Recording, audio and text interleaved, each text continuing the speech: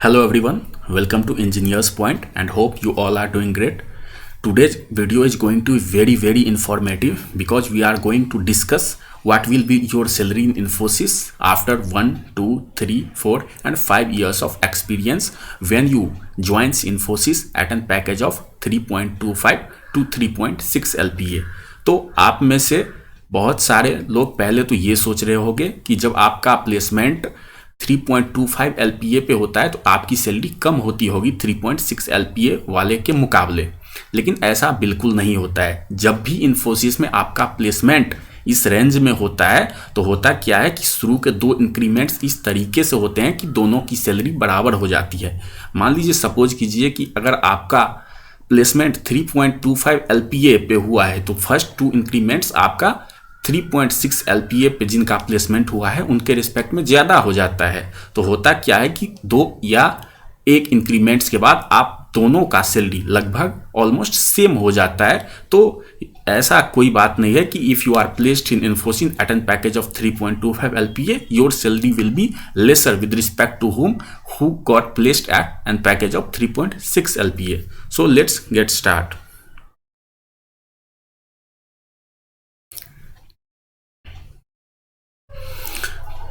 During training, so whenever you are in training at Infosys, your CTC per month is around 25k and you gets in hand salary as around 18k, and your training period is nearly about 6 months in Infosys, and your designation in that particular period of time is as trainee. यानी कि जब आप training period में होते हो इन्फोसिस में तो आपका जो डेजिग्नेशन होता है वो असिस्टेंट सिस्टम इंजीनियर ट्रेनी या फिर ट्रेनी होता है, और तकरीबन 6 महीने का ट्रेनिंग पीरियड होता है।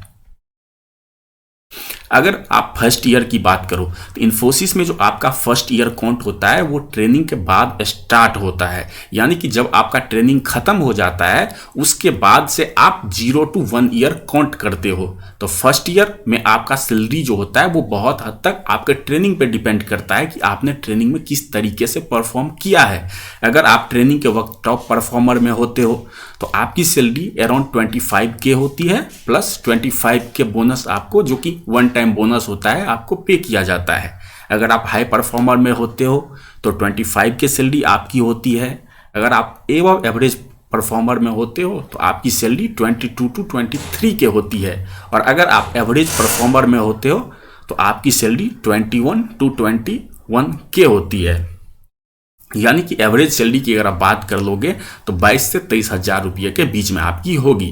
और यहाँ पे जो आपका डेजिग्नेशन होता है वो सिस्टम इंजीनियर का हो जाता है, और आपके डेजिग्नेशन से ट्रेनी वर्ड रिमूव कर दिया जाता है।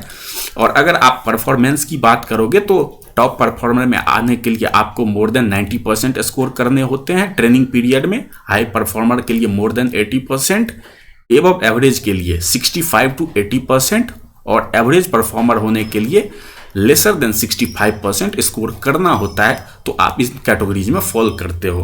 और अगर आपको डिटेल में जानना है कि किस तरीके से ट्रेनिंग में आपका परफॉर्मेंस देखा जाता है या किस तरीके से आपकी फर्स्ट सैलरी डिसाइड होती है और उनमें कितने डिडक्शंस होते हैं आपके सीटीसी के मुकाबले, तो I have uploaded a separate video for that. The link will be provided in description of the video. You can go there and watch out the video. So in first year your average salary will be around 22 to 23,000. After 1 year आपका जो hike होता है वो 8 से 10% के बीच में होता है।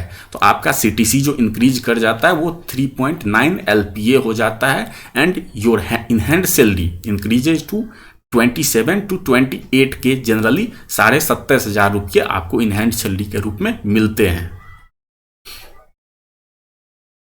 अगर आफ्टर 2 ईयर की बात करो तो फिर एक बार आपका हाइक होता है 7 to 8%, जो किसी एवरेज के केस में 7 to 8% भी होता है, लेकिन किसी किसी को इससे ज़्यादा भी हाइक मिल जाता है। तो एवरेज सीटीसी की बात करें तो आपका 4.2 LPA हो जाता है और आपका इन हैंड सैलरी जो होता है वो 29 to 30K हो जाता है। यानी तकरीबन आपका इंक्रीमेंट जो होता है 1500 से 2000 रुपये के आसपास का होता है। और यहाँ पे आपका डिजिग्नेशन एक बार फिर चेंज होता है और आप सिस्टम इंजीनियर सीनियर हो जाते हो, यानी कि आप एक सीनियर सिस्टम इंजीनियर बन जाते हो अपने ग्रुप के अंदर।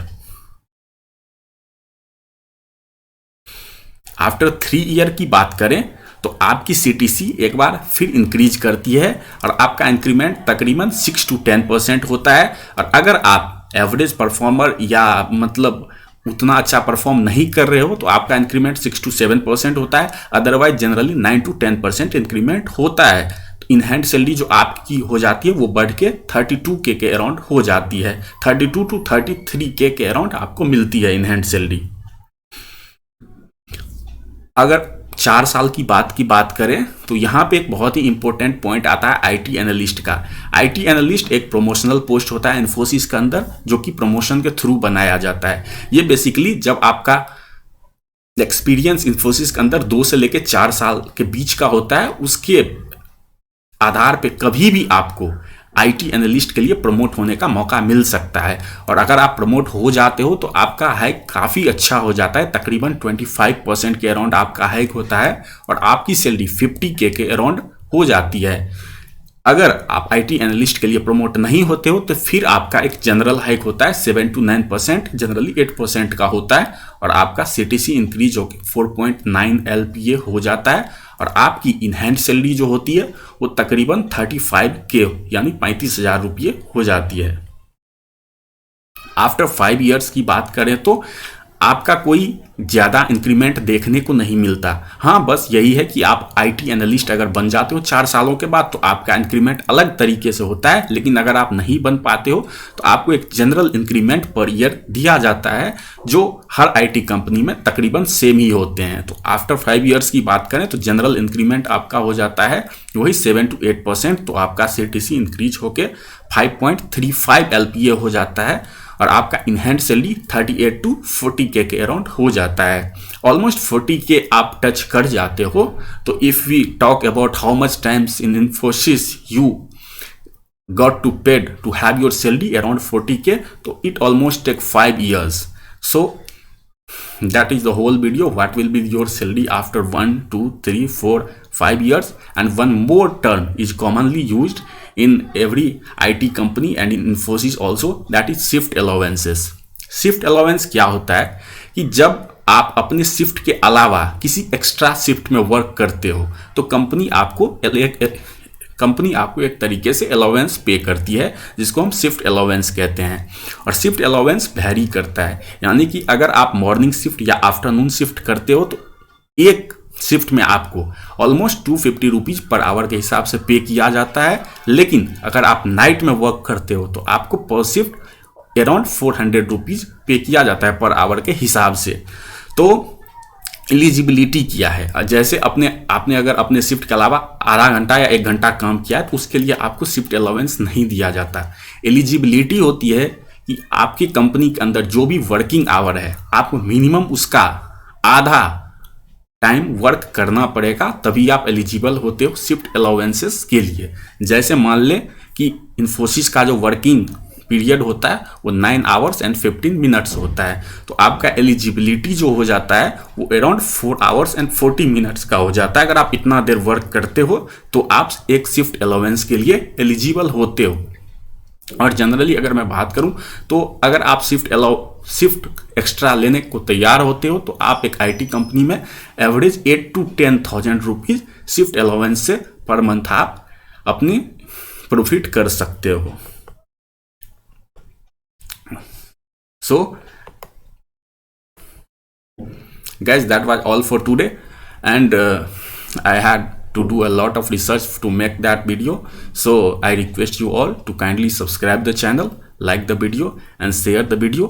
And if you have any doubts regarding any another topic in an IT sector, you may comment in the comment section. I will try to help that you all. So that's all for today.